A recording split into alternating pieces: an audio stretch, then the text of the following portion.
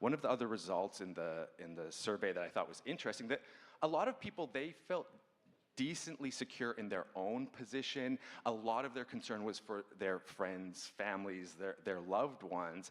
And I think that is a really important finding for two reasons. One, we're often told that electorally we have to be offering something to people. People have to see, like, what am I getting out of this?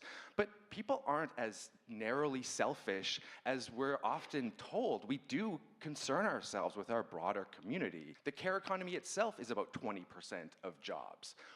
Meanwhile, they're making cuts within sectors that are part of the care economy. The care economy has grown despite ongoing government undermining of its importance.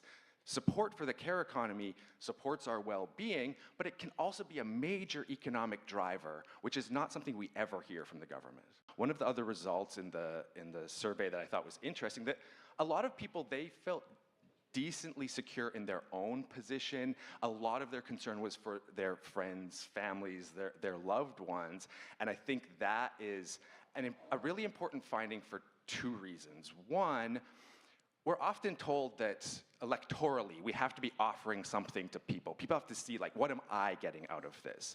But people aren't as narrowly selfish as we're often told. We do concern ourselves with our broader community. The care economy itself is about 20% of jobs.